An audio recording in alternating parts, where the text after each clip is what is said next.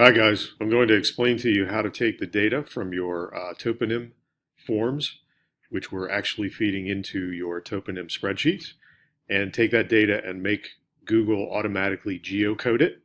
The other thing we need to do is actually make sure that when it's geocoded, each one of the types of toponyms actually comes up as a different icon. So we're going to have a map that's going to map all of the toponyms that you've collected with all of the types of toponyms being shown in a special icon. So here's what you do first. Take a look at your toponym responses. Make sure that all of the toponym responses have a comma and the state two-letter initial thing, like Bar Harbor, Maine. Make sure everything has a type of toponym and that they're accurate. And then here in the next column, make a column called icon. What we're going to do is we're going to make every shift icon be a different color or shape, every associative icon be a different color or shape, etc. So there's a quick way to get this lined up so that works. If you select a column, like column C, right-click and select Sort Sheet A to Z, it'll rearrange everything so that all of these are in chunks, so that right away you can add your icon types kind of quickly. So how do you figure out what the icon text will be in here? On Canvas, you'll see there is, under number 6, Custom Map Icons. If you open that, this is actually all the icons that Google lets you use on a map. Now you can honestly use any of these that you want as long as they kind of make sense. Just to make it easy, I'm going to use some stars.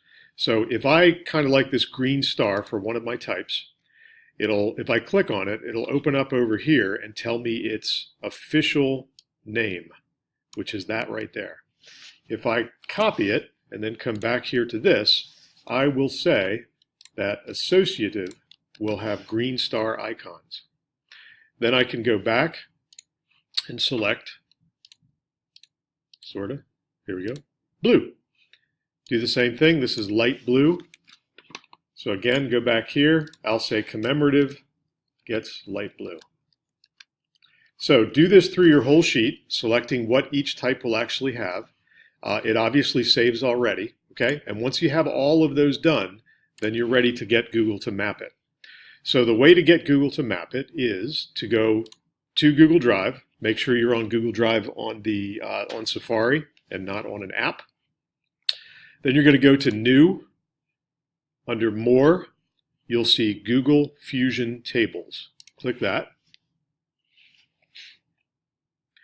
Then it's kind of asking you where's the data that you want to put on a map, and mine and yours should also be in Google Spreadsheets. Once you're in there, pick the name. Mine happens to be this one. Yours should be in your shared folder. Hit select. It'll kind of show you a preview of your data, which is all good. Then hit next. You don't really need to change anything else here except the name of your table. Okay, go ahead and name it after your group members just like everything else. Hit finish. It's going to take your spreadsheet data and it's just going to show up here in a system of columns. Okay, there are many ways you can look at your data. Another way, for example, is for it to be in cards like this. But what we really want is actually a map. And before we make it into a map, Google Maps needs to know where the place is, where the actual location is. The location is here under our toponyms. These are the real locations that go on a map.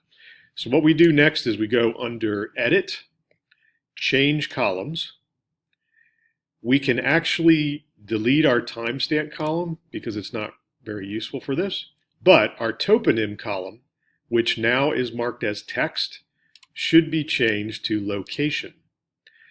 Then when we make a map, Google Maps will look at the location like Bar Harbor, Maine, and it'll automatically map that for us. So once we change that, we're good. We're going to hit save. And we're going to say, yes, we really want to remove that column. And at this point, if it looks like this, we're ready to map. So go up here to the plus sign, pick Add Map. And right now it is geocoding our map. So it's looking at everything in the toponym column and putting that on the map.